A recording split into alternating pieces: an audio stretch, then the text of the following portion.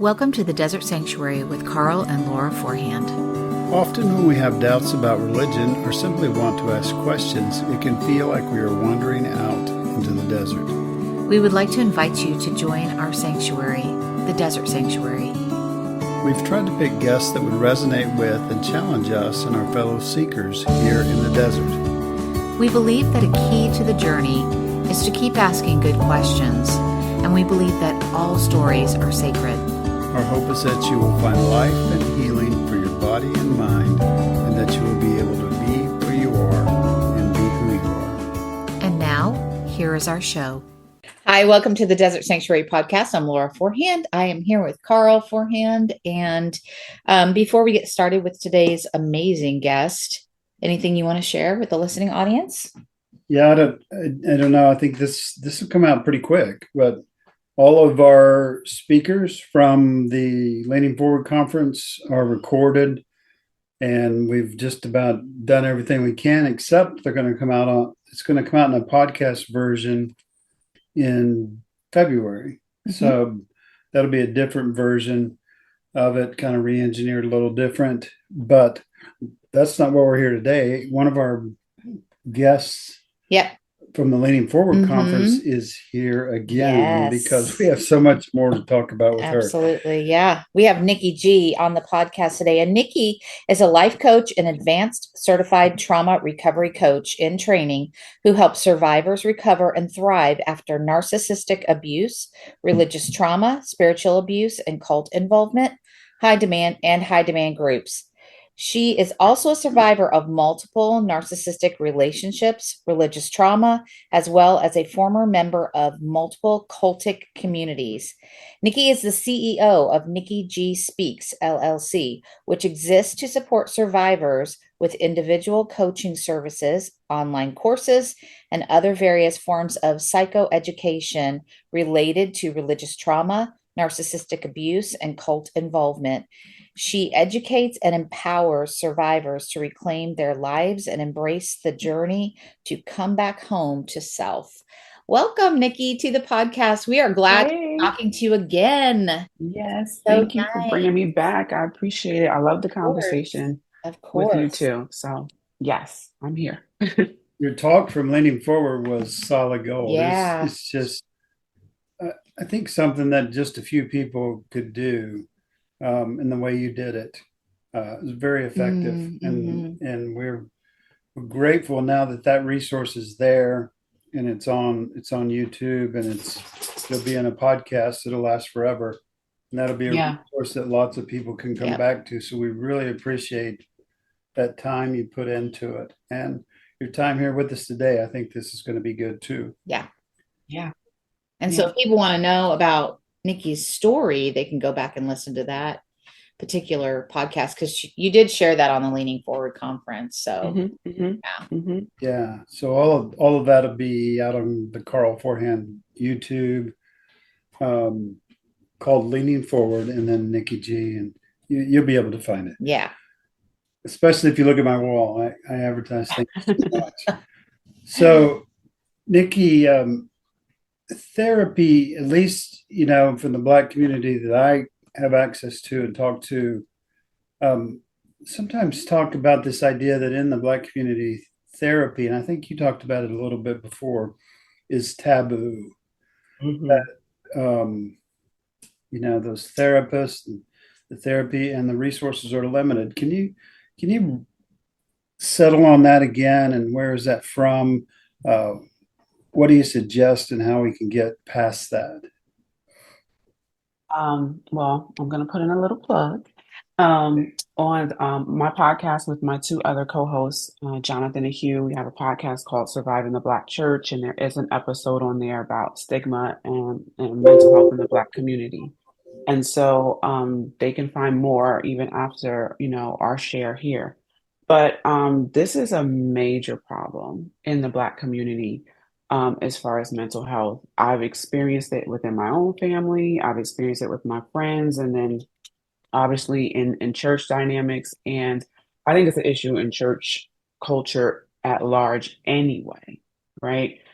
Because there oftentimes is an over spiritualization of emotional issues, psychological issues, but particularly in the Black community, there is a notion that, that the mental health profession is not sufficient, that they cannot help you more than prayer, than fasting, than worshiping, than someone laying hands and praying over you, or even more so, casting a demon out of you. There's so many different misconceptions and stigmas within the Black community, and that is kind of indoctrinated in you as a Black person, not only in the church but in the family dynamics too. You grow up hearing, "You don't need to see a shrink. What are you going to a shrink for? You need to just pray about it." Or you hear, "Hey mom, hey dad, hey auntie, maybe cousin so and so may need to go see a psychiatrist. I think that psychiatrist for what? He don't need no medication. He'll be fine. He just needs to come to the Lord." So this is what we often hear, and a lot of it is due to a lot of different reasons. Too long of a list for us to even go into everything here, but first and foremost, a lack of education in the Black community around mental health, disorders, conditions, treatments, things of that nature in general. I know I grew up in a predominantly Black church growing up, but then, as my story from last time, I veered into different cultic communities, some that were in the Black community and others that were not. And all across the board, there was an over reliance on spirituality, over reliance on, faith and prayer and fasting, and there was no balance. You didn't hear in the pulpit, you didn't hear from the church leaders, "Hey, it's okay to pray and to fast and to believe," but also in addition to, and or you didn't hear that at all. So, the conference that we had talking about religious trauma, and we're still on that same notion about religious trauma. Many people who have listened to a lot of the speakers may sit back and say, "Ooh, I think I have religious trauma. I think that's what I've been dealing with all this time." But if you have an aversion to going to a therapist, going to a coach, a lot of people bear the anguish and the pain themselves. They just keep pushing it down and suppressing it, and it is stored and locked in their body. Right. Their stories are not told, the anguish and the emotions are not released. And people often, it makes it worse when we don't avail ourselves of resources to help our mental health state. So I'm just starting it off like that. There's more, but I'll pause now. Mm-hmm. Yeah, so in all communities, with religion in general, and this is just my opinion, Right. has an addictive nature to it. Mhm. There are chemicals and drugs released when we have an emotional experience, Mhm. and those to some degree satisfy us or quench our thirst for Mhm. whatever went wrong that week. Um, but then also, religious services sometimes can trigger us. Uh, Yep. they definitely, my friend, talks about that as a lot of worship music is hypnotic, and It that is. suggestions that are made are post hypnotic suggestions. Mhm. But a lot of times when we get triggered, I think, in um, those religious settings, then basically what prayer does, someone wraps their arm around you and breathes with you, Mm-hmm. that Mhm. releases that, or what's the word I'm looking for, regulates you. Mm-hmm. Mhm. Mhm. And then we say, well, that's probably all I needed, right? Right. And that, I suppose that's true, in all stages of life. I think some people have more access Mhm. Yeah. to Mhm. that kind of health care, for mental Yeah. health care, and Yeah. it's more normalized for them, right? Mm-hmm. Right.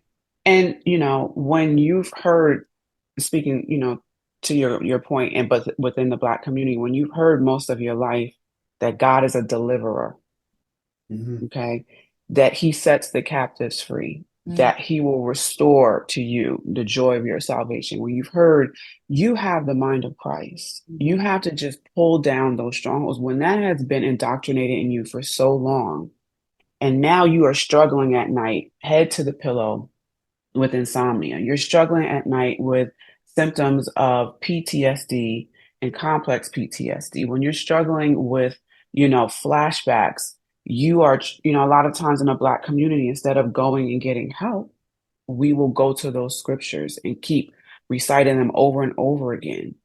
And a lot of times people don't realize religious trauma and trauma in and of itself, it's how we respond to it is a physiologic response. It's not just something spiritual, but we're taught we're not quote unquote enough. Mm. You're not praying enough. You're not believing enough. You're not forgiving enough. You're not surrendering enough. Therefore, this is why these issues are persisting in your life. And so when you're told this, there's that cognitive dissonance because you are dealing with these symptoms, but you're told it's nothing. Or at the last resort, you're told to come to the altar. Mm-hmm. And, in the Black community and a lot of Black churches, it's not all of them, but many of them, especially the ones I frequent, most of them have some sort of a deliverance ministry, a part of their church. Mm-hmm. And so when all else fails and someone's still suffering with some of these symptoms I just named over a course of weeks, months, years, then it is assumed that the person may have demonic possession, which is sad. So you will have deliverance ministers that will start to try to exorcise what they believe is a demon instead of that person going and getting the help that they need. Because of the history of the Black church in the beginning, when after our other forms of spirituality was stripped and we were forced to take on Christianity, we kind of transmuted it in a weird way and kind of made it our own. And so within the Black church, there are singers and dancers, musicians, engineers, actors that are still affecting society at large today. Political activists, writers, poets, all of this was birthed out of the Black community. So if that has been our foundation, there is this notion that all that I need is within the church institution. Mm-hmm. I don't need to go out. Mm-hmm. If I go out, I am more prone to be deceived by the enemy. I am more prone to backslide. I am more prone to be confused. This is what is taught directly and indirectly. So if someone is struggling, and especially for those in the older generation, they're not even trying to hear, you need therapy? Why are you going to therapy? Mm-hmm. Just trust God, So if you're taught that everything you need is within the church, even if you're struggling, even if you're going through abuse, even if you're experiencing traumatic effects, you just stay. Because that's what you're supposed to do. And everything outside of the church is evil, So you have that notion. But to the ones that said, you know what, this is too painful, I'm slipping out. Now, where do I go? Mm-hmm. Where's the access? Where are the resources? Where are the groups that I can talk about this when they look like me? Where are the therapists that look like me? And I think I had quoted this statistic last time about, about 4 to 5% of the mental health industry is represented by Black Americans or Black people. And so if there's not many resources, if there are people that are not in the mental health industry that look like us, people are more prone to just, well, I'm out of it. I'll just deal with it. I'll just survive. Thriving is not even an option. It's not even on our radar because it's like, I got through it, so I will be okay. So those are some more hindrances for us to, work on healing our mental health issues. So can I just maybe for my own sake, see if I can make a clarification.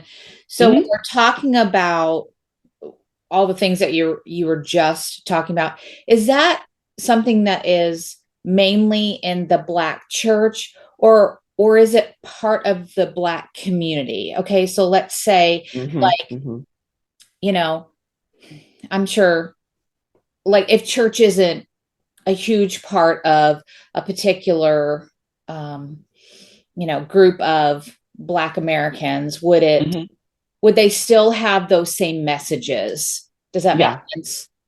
I believe so, because even if they, let's say, didn't grow up in church, maybe their relative did, Mhm. maybe their friend, maybe their teacher did, maybe their mentor did. Okay. You know, another statistic I quoted last time is 8 out of 10 Black Americans identify as Christians. So we can't get away from it, even Yeah. if that is not our own profession of Okay. faith. It's influencing us. I mean, we look at America in general. Yeah. Christianity is influenced in everything down to the foundation of what America does. So we can't escape that influence, even if that's not something that we've developed as our own belief system, you Yeah. know. But I think it worsens, right? I think it worsens for those who are members of a Black institution, a Black church, because you are inundated. It's one thing to have, you know, a mentor or a professor throw out a belief that you can decide whether you want to receive that or not. But it's a whole nother thing when your mom is like that, Yeah. when your pastor's like that, when the Sunday school teacher is like that, and you feel like you have nowhere to go to discuss, hey, I am dealing with some heavy duty anxiety. One in particular I can think of as far as an anxiety disorder is religious scrupulosity or religious OCD. My And daughter was so, just talking about this really? yesterday. Yes. Yeah, a lot of I people. think it's your talk from leaning forward because I was like, I've heard that word scrupulosities before. Uh-huh. And I was like, Uh-huh. I know I've heard that. And so I believe it was from your leaning forward conference. Anyway, I sorry, but Oh, no, no, no, no, that's good. But that shows that, you know, a lot of people are dealing with this. And again, if we don't understand mental health in and of itself and get some of the psychoeducation, people don't have to become professors and psychologists and therapists just to get a baseline awareness and education, because a lot of times we really do not, especially for those who are out of organized religion or out of the Black church, or just you're not attending, but you don't know where you are right now. That group of people. Sometimes I am been out for years now, and I am still learning what I ingested in these places. You know, it is so complex, and when you come to awareness, once you start getting the education, you read the books, you listen to podcasts like these, you start to learn some of these terms and start realizing, like, whoa, that's what I was dealing with. And so, just a little plug, the religious scrupulosity has a lot to do with fearing that you're not good enough, fearing that you're always sinning, fearing that you're always a mistake, a lot of shame and guilt. And so, you know, there's so many scriptures in the Bible that talk about the sinful nature. You know, our righteousness is as filthy rags. And so for some religions, but particularly Christianity is at the top of the list. It can cause many to have religious OCD or religious scrupulosity, because you feel that you have to constantly survey your life, survey your thoughts, survey your emotions, you know, on all different fronts. Did I have a lustful thought today? Did I look at someone's body and, oh my gosh, I'm in sin? And then it's the fear and the doctrine of hell that compounds that.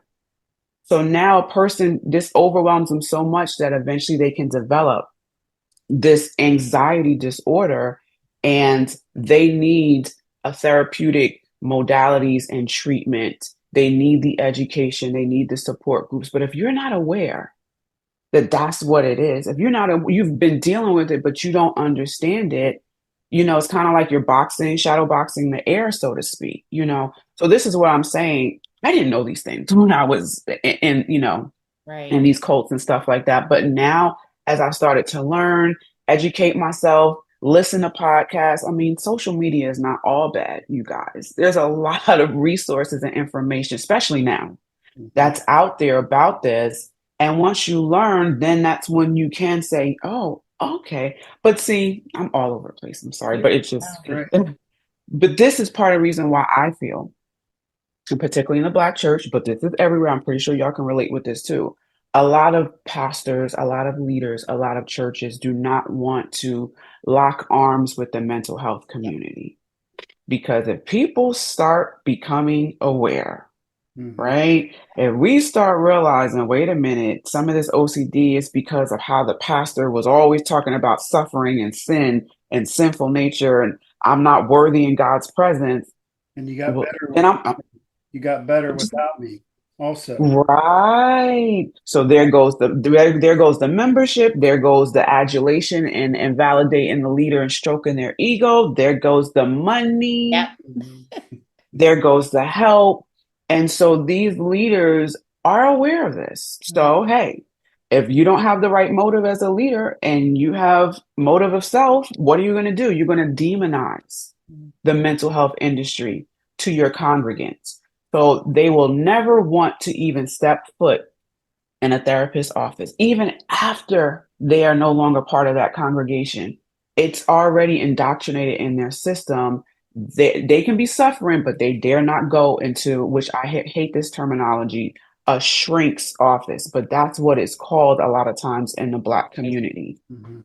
And it's so sad because it's like, okay, as a leader, what do you want for your congregants? Do you want them free and whole and happy and thriving, or do you want them codependent on you Right. and reliant on you and stroking your ego?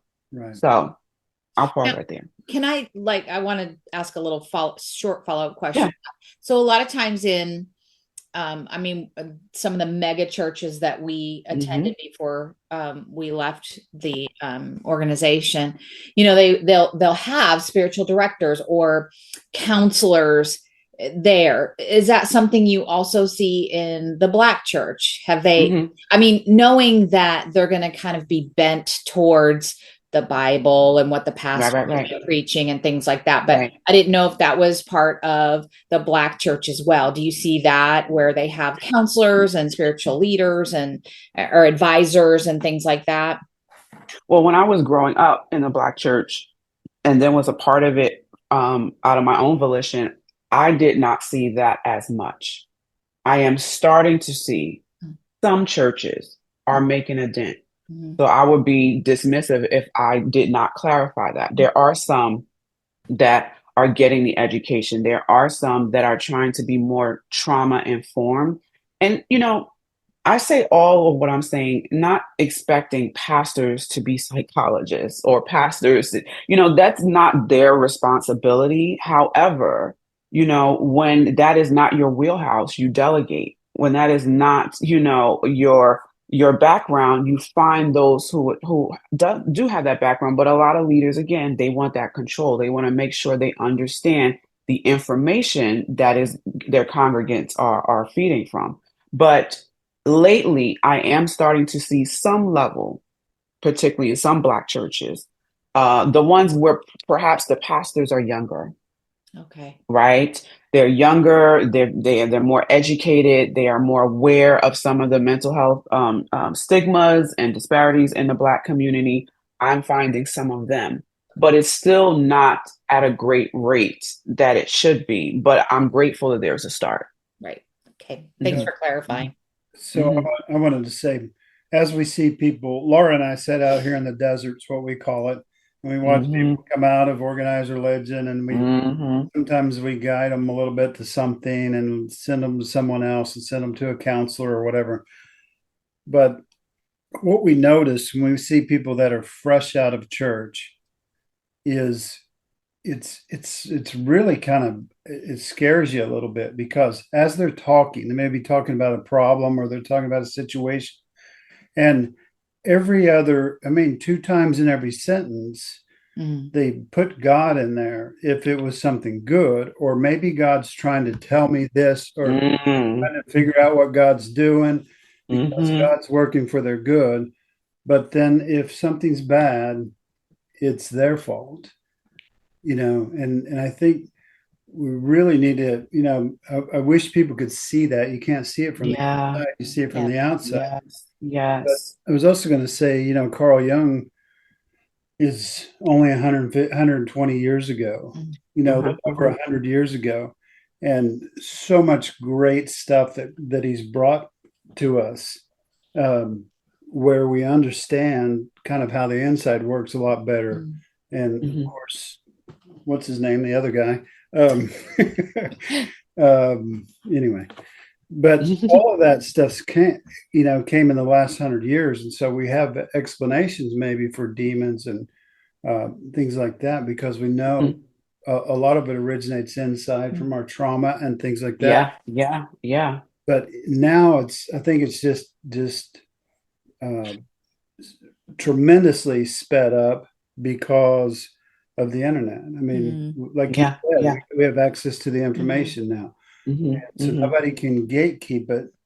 And it'd be great if the pastors would say, if they would take a step back, maybe take a year off and take honest, right?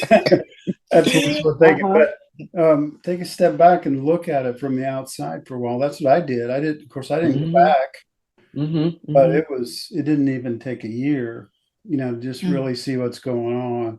And then it breaks your heart. And you're like, how can I help? I know people sometimes inside of religion are just too tough of a nut to crack.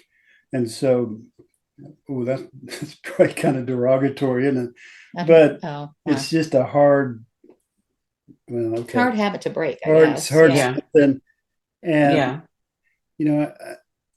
I hope, like you say, that's starting to change. But I do also agree with you that it's about fear and control. And it always has been since the Catholic Church started all this a long, long time ago, that they wanted to keep everything under control, and you have to do things a certain way to keep things under control.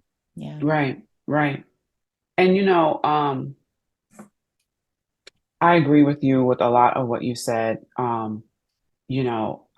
I support clients that have been, through religious trauma and abuse, and they're not in that congregation anymore, but they still hold on to their faith. And, they're trying to make sense of it and work through it. And, I've had some that took some time off for going to church, and then we worked through, okay, she still wanted to go back. That person still wanted to go back. How do we work through that to make sure you're now vetting the congregation? What is it that you are looking for when you go into these communities, right? And then how to engage in critical thinking, because everybody's not going to leave their faith, but many will, right? Many will see it and say, okay, organized religion is not for me. And so if that is the case, how do you continue? And I think balance is such an important word for those, it's for everybody, but particularly those that want to remain, because mostly everything is indoctrinated to focus on the spiritual side only, negating the fact that we have physiological, biological, and social parts of our being that, if you only emphasize the spiritual, if you only emphasize spiritual things, spiritual modalities, and you neglect the physical, you neglect the nervous system, you neglect your psyche, you neglect your body, that balance will actually sometimes make it worse, right? And so what you were saying, Karl, earlier about talking to people when they're fresh out, you hear a lot of the indoctrinated language, and they don't even realize it's word salad. It's like a parrot, right? And they may feel like what you say? It's a filler word sometimes. Yeah. But I think I was like that too. But again, I wasn't conscious. Like I like to refer to, coming out of organized religion, it's like somebody took the smelling salt and just waved it over you. And you're like, but even though you're waking up, you still have the lingo, the terminology, the perspective, the lens. So it takes time to start becoming aware of that, and then holding it and say, okay, I have this lens. I've been wearing this for a long time. Who gave this to me? Did I need this? Did I need this belief? Does this bear witness with who I am now? Does this serve me? Does it serve others? Can I be more loving and kind and gentle to myself and others with this belief? Or am I being harsher and judgmental and dismissive to other people? And so it's a matter of assessing when you come out. What are the things we're seeing through? What are the things we're hearing through? And who gave it to us? Our belief systems, right? And so a lot of people come out and they still talk the same way because it takes time to rewire that brain. It takes time to decide even Mhm. that you want to let that belief system go and unlearn it and learn something different that's more fitting, healing, and hopeful for you. Mm-hmm. Right. And, everybody does not want to do that work. It is hard work, right? Yeah. It takes time. It's a lot of tears. It's a lot of grief because you have to grieve what you believed and you see the reality of that belief and you're like, whoa, I believe that. I said that. I spoke that. I taught that. And, it can get overwhelming, but then life is about trial and errors, making mistakes. We're not perfect, right? And when you come out, for those who have come out of organized religion and you say, okay, now I get to own my belief system, I get to choose it, right? Kind of going off on a tangent there, but Mm. I think, it is important to talk about that, how hard it is when you come out and how we're still kind of parroting those same belief system. And over time, people can work through that. Yeah. Um, Go ahead. Yeah, I think for me it was I had to start listening to what did that feel like in my body. So Hmm. and that still comes up for me sometimes. So like Hmm. if I'm sharing something with someone, that I feel that is trustworthy and they respond with a bypassing phrase or action, Yeah. I recognize how my body is feeling with that, and it feels very unsafe. And so Hmm. like for me, that's just something that, and it does, you're right, it takes a while because man, I will tell you what, when we first um started deconstructing or when we left organized religion, it is scary to go, now what? You know, Hmm. Hmm. what do I Hmm. really think? And what do Hmm. I do Hmm. with all these sensations in my body that make me incredibly anxious? Um, Hmm. and that's why I am so grateful for things like this podcast and the work that you're doing, Hmm. because we're able to kind of maybe gently usher people and if Right, right. nothing else, listen to their stories from the perspective of somebody who understands. So Hmm. yeah. Hmm. Yeah. Hmm. So I want to switch gears a little bit, okay? Okay. So let's talk about discipline, harsh discipline. Hmm. Um, I hear that that in the Black community it's part of the deal sometimes. Hmm. And I wrote down hashtag me too because Hmm. I experienced that also until I told my mom it doesn't hurt. And she stopped and I hid my dad's Hmm. belt. Um, so, but what I understand about harsh discipline is it solves an immediate problem. It brings order quickly in most cases. Through fear and Hmm. intimidation, but yeah. Yeah. But it has repercussions. Mm. Hmm. Um, and the people that say, and these were all white people that said this, they said we got beatings and we turned out okay. And those people that Hmm. say that are never model for they Hmm. turned out okay, in my Hmm. opinion. And I think that goes back to That's that kind of just suppressing it's too, kind of right? kind of just a They think joke. they But are. um, does that come from slavery? Does Hmm. it, is it can you explain that in a little more detail? I'm obviously just brushing over the surface of that. No, no, you're good. I mean, obviously, a lot of that does come from, the roots of our historical trauma and, as a people and slavery and seeing, violence and beatings, that is just one of the many areas. The DNA is very powerful. I'm not an epigenetic person. I don't know all the science behind it, but, being beaten and experiencing violent acts like that during slavery, it has an effect, it has an impact, and it has had a grave impact on us as a people for generations now. Um, that intergenerational trauma, it's still in our DNA. And so a lot of times, it's a learned behavior. You act out what you've seen. Now, we are years and decades from you know, beginnings of enslavement and experiencing that for sure. But if generations continue to perpetuate that same violence, but now turn it on their children, that is a big root and a foundationary reason why we do that.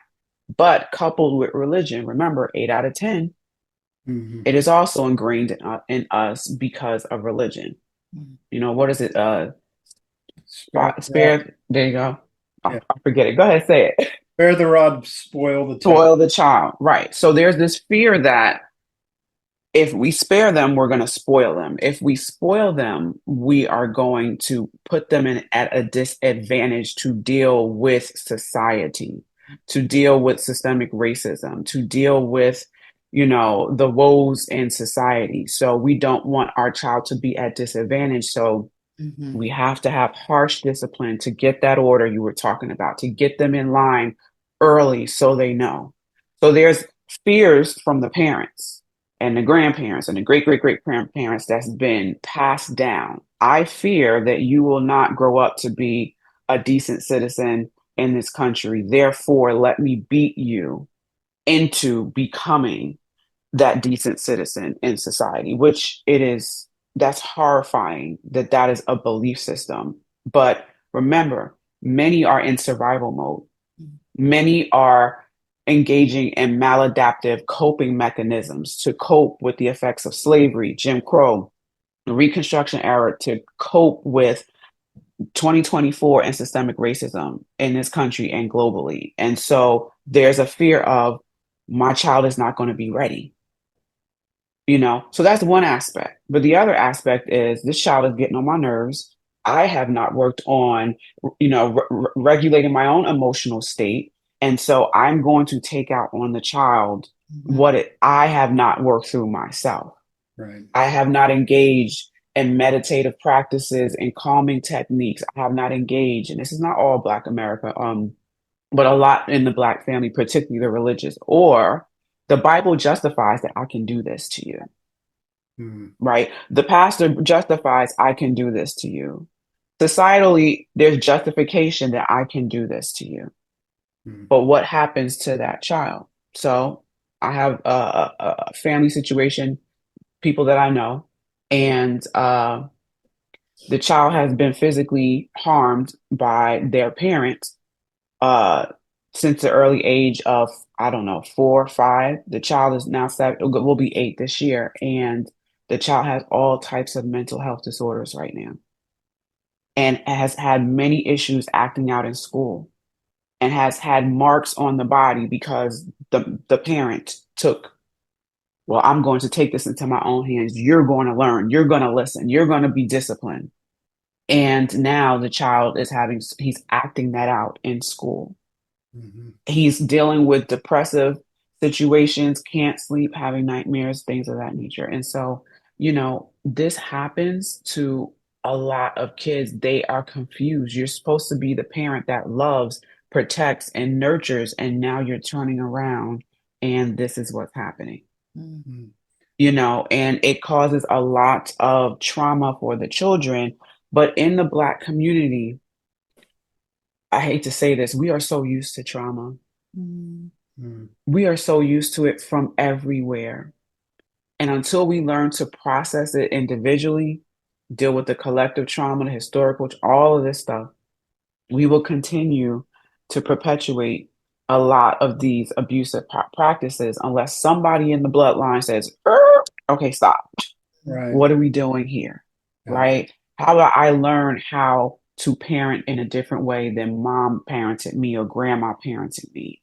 Yeah. Let me try to change this narrative first and foremost in my own bloodline, and then maybe in my community. I think it's another scripture, Proverbs 23. 13 to 14. Do not withhold discipline from a child. If you strike him with a rod, he will not die. Mm. So there's the other part component where there's a fear that the child will grow up if they're not disciplined enough and eventually go to hell. So now you have the hell doctrine Mm. infused in this. I don't want my child to go to hell. I want them to live right. I have to beat them into submission. It sounds nasty. Go ahead. There's another verse almost exactly like that that's about slaves Mm-hmm. in the Mm-hmm. Testament, Mm. and it says basically if you beat them and they don't die, Mm-hmm. it's real similar to that verse, then Right. you're okay. Right. It's horrible. And can you imagine? This is the book that we learned how to cut our teeth. Many of the enslaved, that was the first book we used to learn how to read. Yeah. Wow. So our connection, that intertwinedness of the Bible and the church was everything for us. And in the Bible, we're taught this. That's why it takes a long time for someone in the Black community to actually say, I can't do this anymore. Mm-hmm. Mm. It's a lot because there's so much to untangle down to the cellular level, the generational level, the DNA level, the foundational level. And um, it can be done, but not without 1,000 hurdles Yeah. in between. Mm. Mm. In your opinion, do wealth or poverty play Oh, into yeah. these Oh, pictures? yeah. Oh, yes. Socioeconomic absolutely is a big factor into this as well. Even with the mental health stigma, lack of resources, but lack of funds to actually get the resources. You look at some of these therapists, and I honor them for, I believe in energetic exchange through currency. So I believe that people should be paid, and taken care of for their expertise and what they're doing. But you have, the average psychologist, psychiatrist, can range anywhere from like 150 to $500 an hour for an hour, Right. and half of that is telling your story, you know what I mean? So, there are not a lot of resources, the education, and if there are some resources and education and help, where are the funds for that? And I don't think that's just a Black issue. I think that's America and our healthcare system and how things are set up. That's a whole other conversation. But yes, the lack of resources. But I mean, you have those who are the affluent community and the wealthy community, and they have the resources, but they don't avail themselves of them, or they do for pretentious sake. I am in therapy, I go to this and that, but they don't apply a lot of what they learn. So, there are so many different variables to that. Yeah. Yeah. So in your opinion, why do victims become abusers?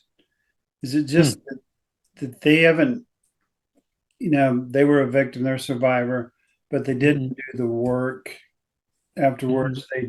A lot of times, my situations and the things I understand, it was when people said, you just got to forgive. Mm. There wasn't any healing, there wasn't any restitution. It was all just, Just forgive them. you have to love them and you have to forgive them. And then they go right into being abusers themselves, or they platform abusers, or they excuse away the pastor that did Hmm. the wrong. Is Hmm. that it, or what do you think? Well, that question can be applied to like the corporal punishment and the physical part, and then within the church. I'll start off with the church first. I call forgiveness the F word.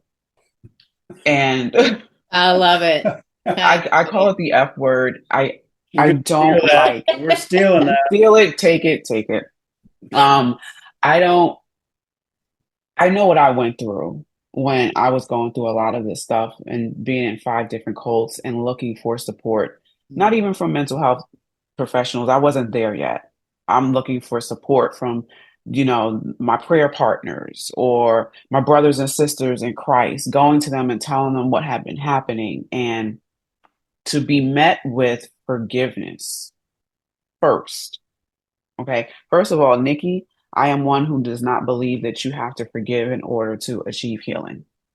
Mhm. I know a lot of people push that, especially early, which I cringe. That is not trauma informed and that is not trauma responsive. When someone is coming to you and telling you about abusive behavior they experience, and the first thing that comes out of your mouth, you pull out your scripture gun, you put in, the bullets that have forgiveness, the F word on the bullets, and you just start attacking them with forgiveness scriptures. What? That Mhm. happened to me so many times. And I remember that sinking feeling on the inside Mm. that something was wrong with me, that I messed up, that it was my fault. Mhm. Mhm. If you want to support a survivor, you don't have to be a mental health professional. You don't have to be a coach. You don't have to have a podcast. But if somebody in your sphere of life comes to you and tells you, "Hey, I've been listening to these podcasts. Was it Desert Sanctuary? I'm messing it up. I've Mhm. been listening to these podcasts. I've watched the conference, and I'm realizing this is what has happened to me. I am a survivor of religious trauma and in the church and everything." And the person tells you their story. Hold your tongue and do not say the F word. 100%. Yeah. You will invalidate them. You Yes. might re traumatize them, Mhm. and they will walk away feeling that you are no longer safe. And Yes. you may feel, well, I love them, so I'm trying. No, no, no, no, no. Because what happens internally for someone like that, they start to take working through the trauma and abuse, and they take it and they put it to the side. And now they pick up focusing on, well, the abuser felt this way. Well, maybe they were this, and that's why they did that. Maybe because of their childhood trauma, they abused me. And so if I forgive, then I will have the capacity to see things through their eyes, and I will be free from all the anguish I feel. And God will like me, I will like me, and my sins will be forgiven. This is some of the things that goes on internally. And so they take their own healing and they put it on the back burner. And for some, they don't know how to hold both at the same time.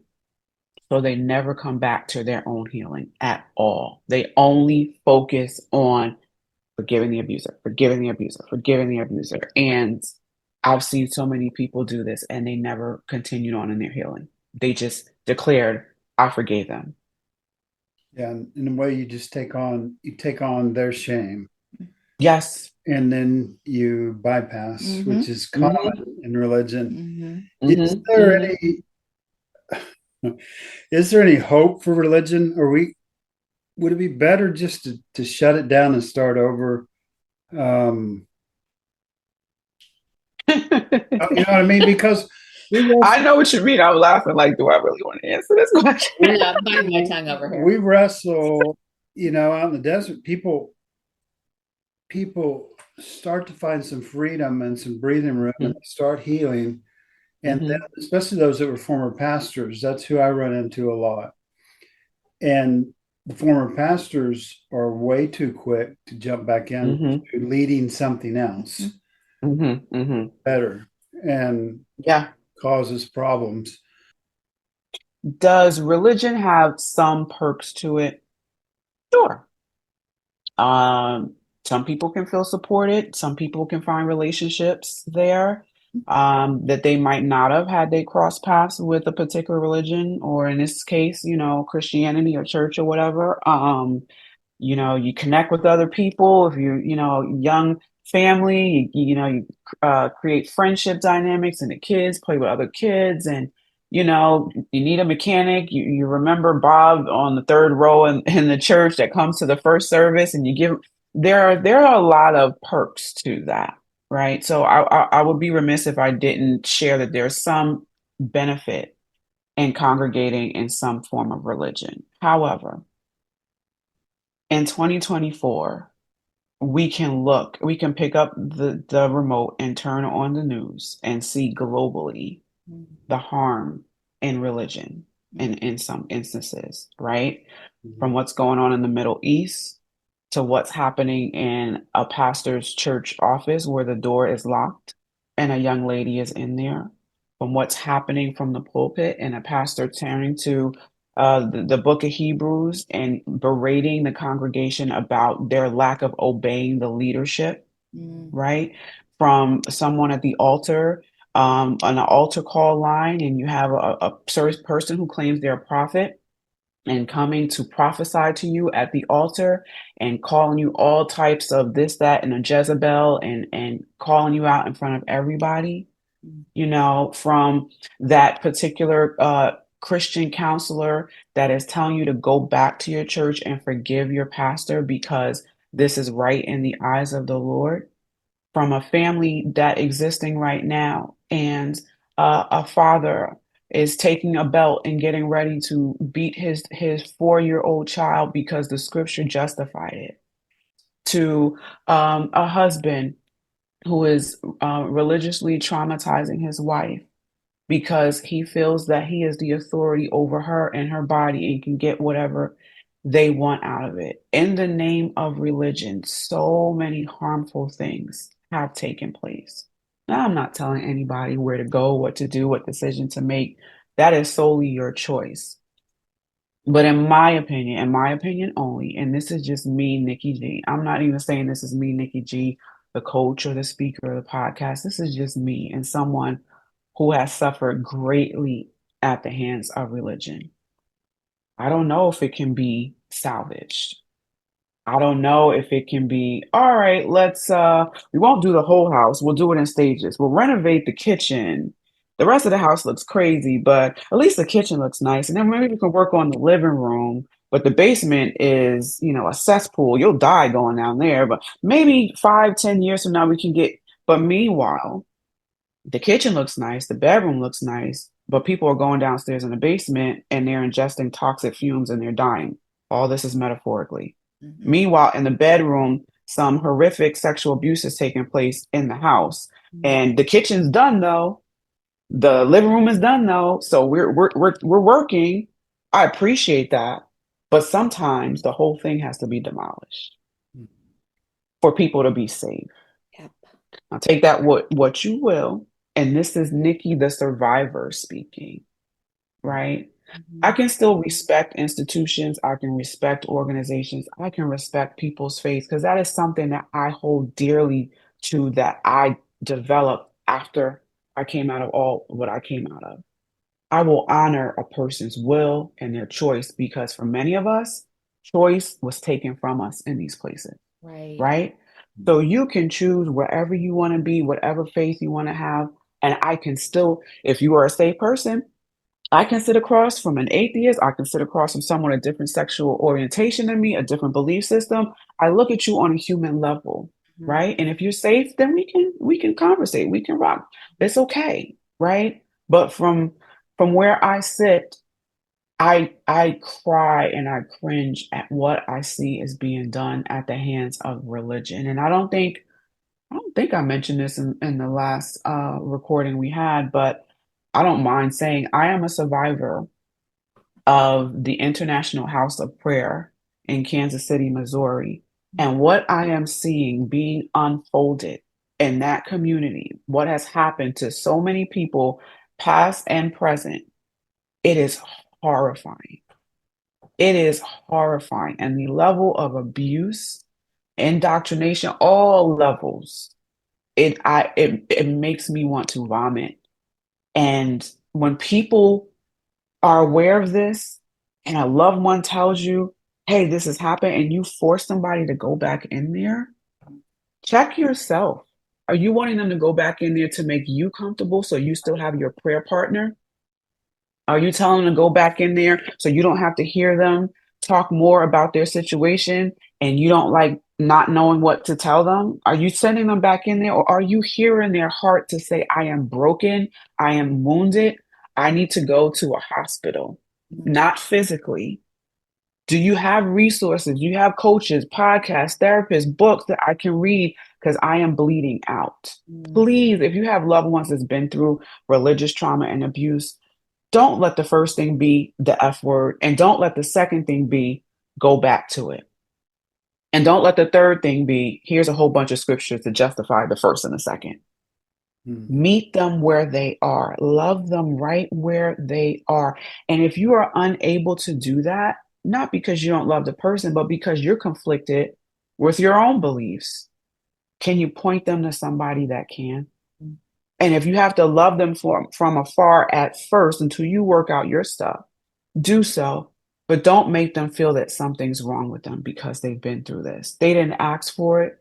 I didn't ask for it. Y'all didn't ask for it. But here we are.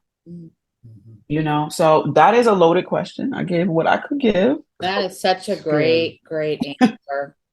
Such a great answer. I have one more. So in our last book, I wrote a chapter called Cultivated Ignorance. Ooh. And it dealt with things that I was indoctrinated with from childhood. And one of those was racism, and the other was how I felt about LGBTQ people.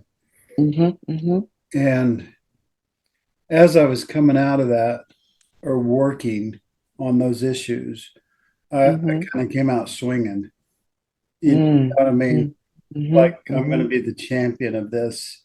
And I had so many discussions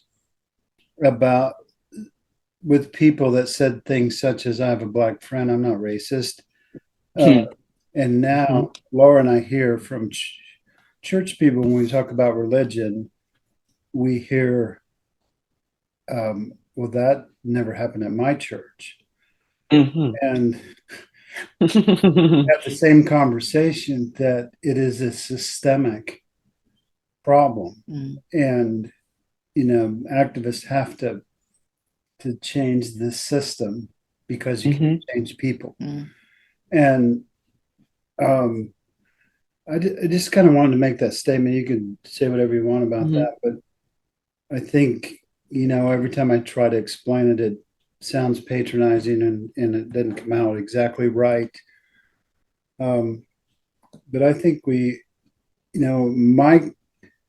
my thing about the church is it's going to have to die before it can get better, before it can be reborn. If it needs to be reborn, then it'll happen organically.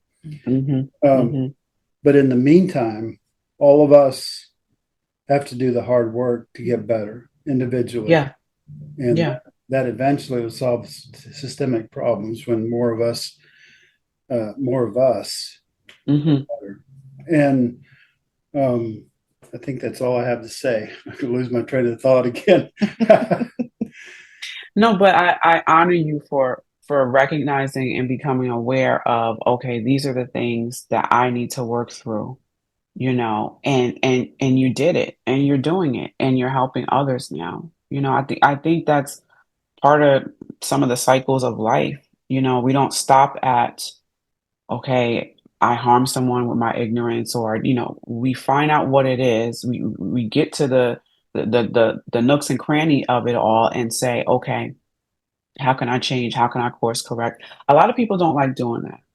It's hard. It's not fun. It's hard. It's exhausting. And after coming out of 5 colds and been through a lot of trauma myself in my life, I'm like, okay, this is not right. Where's my reset button? You know how they had the staple button? If I had one that said reset, I'm like, crash it down and rebuild. And if people were really honest with themselves, there's a lot of things that they need to crash down and rebuild. But the sifting through, the people trying to salvage, I remember struggling with, am I going to hold on to a lot of these beliefs? Because I had a lot of end time apocalyptic beliefs. It was crazy. And I remember, it felt like being in a pool. You got the ball, you try to push it down, but it's not going to stay down. It's going to pop up. And I kept trying to do this. And I felt like, Nikki, you just got to let some of this go. And I grieved, man, did I grieve. But when I let go, this became at peace. You know what I mean? I started coming out of some of these PTSD symptoms I was having because I was able to surrender it and let it go, and then it's like rebuilding once again. But, as far as people, I don't know if you mentioned this, but I remember this question that we talked about when people kind of come out of stuff and they're like, boom, I'm going right into it. They don't give themselves an assessment time, a break. You know, Right. it's just like coming out of a relationship, let's say a romantic relationship, and it didn't turn out good or it became toxic. You need time to breathe. Your body needs time to reset. Your nervous system needs time. You have to now learn connecting with your body's voice, what is safe, what is not safe, all over again. Mm-hmm. What is predatorial, what is healthy, what seems like it's a perceived threat, but what's actually a real threat. You have to, your body needs time to recalibrate and heal. And then you have to come to, and this is the harder part when we come out of stuff like this. Okay, I'll give my example. My example only. When I went to these cults, I went through all this religious abuse and all these cult leaders. They did this, they did that. True. But part of the bigger part of my healing, when I was strong enough emotionally and mentally to sit with myself and say, okay, Nikki, what did you come to these communities wanting? Mm. Be honest. This is not on a microphone. No one's going to read your journal entry. What did you want? What were you looking for? I was looking for validation. I was looking for belonging. I was looking for some authority leader to guide my life. Mm-hmm. I did not take responsibility of my life because I was programmed in my family of origin. Mm-hmm. My intuition didn't matter. My reality didn't matter. I defer reality to an authority figure because my reality is not right. So that set a precedent that when I came into these communities, oh, authority figure, just like my parents. Take my reality, stick it in my pocket. The reality they're giving me, that's real reality. Okay, let me bond with you. Now teach me what I should do with my life. You're the guru. I need to follow you. Mm-hmm. And so I did all of that. And these are some of the things it's no indictment against me, no judgment against me, but I had to come into awareness of what I was bringing, not to shame myself, but to free myself. Yes. Yes. So I can have those needs met with myself and with healthy people so this does not repeat itself. Mm-hmm. So I say all that to say, and I'll come to a close. People that have been heavily involved in leadership, Black community, white community, I know we've kind of segued, doesn't matter, but take some time to yourself, to know yourself, not the pseudo personality that was erected to coexist in these spaces and these churches. Get to know the real, authentic self, your weaknesses, your strengths, maladaptive coping mechanisms, healthy coping mechanisms that you have, certain beliefs that you have. Are they yours? Get to really know yourself. And we will continue to do it. I'm still doing it. I'm pretty Right. sure you guys are still doing it. Absolutely. Get to know yourself. This is how you start breaking these cycles and these patterns and unlearning these things that were harmful from the very beginning. Leaders and congregants need to take that time to do that. If not, you can jump out of one thing, jump into another, and have that same type of mentality, and it will now be fused. And I'll throw this out here. I don't know if anyone's ever said this. I might get in trouble, but I'm a troublemaker anyway sometimes. I might get in trouble, but I notice a little bit in the religious trauma, spiritual abuse space. While it's great, but I'm starting to see some of the same patterns roll on over into this lane, and we have to be careful. Sure. Yeah. We have to come back to what is our real motive. Are we here to support survivors? We're here to make a name for ourselves. We're here to get people to come and worship us and listen and quote everything we say. Are we here because we want notoriety? Are we here because, it's a whole lot of reasonings, and you got to check yourself, right? Right. But if we're not careful, we're going to repeat the pattern, and I would hate for that to happen. So I'll end with that. Oh, well, I don't even know how to I'm just so grateful for this conversation. Me too. I mean, if we were showing this video, people would just, I'm surprised the back of my neck doesn't hurt. I'm agreeing with everything you said, because I can relate to so much of what you said. And I know we come from different communities and different backgrounds, but so much of what you said just really, really resonates with me. So before we do close everything up, where can people find you? Do you have resources? Tell us Yes. we need to know. Okay, my website is NikkiGspeaks.com. And I am doing a lot of hosting for different events. You can go to my Instagram. I'm probably the most active there at Nikki_G_speaks. I'm pretty sure Carl put all the resources in there. I am hosting twice a month with my colleague for the Black Religious Trauma Recovery Network. So all those Black survivors that happen to see this video and you need support, you need a space to talk about some of the things I mentioned and more, twice a month on Meetup. It's the Black Religious Trauma Recovery Network, and we can support you that way. I am starting my own online community in February. So all are welcome, no matter what color, human, alien, come on in. If aliens got, I'm going crazy with that,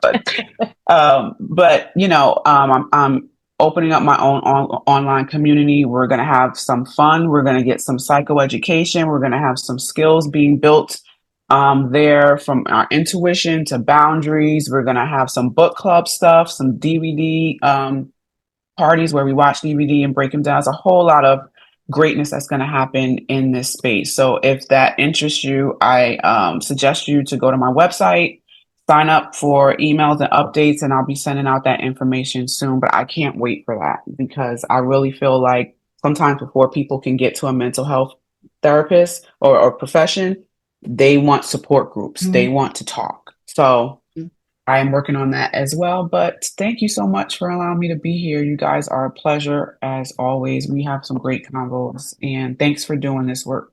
And I do hope, this is on a personal note from the bottom of my heart. I hope one day we get to meet you in person. Yes. It's just, it's going to happen. It's going to happen. Yes. Just been amazing. This has been amazing. Well, so thank you so much for being here. Personal in-person conference may be on the horizon for you too. I'm just throwing it out there. Oh man, moving it from the online to in person.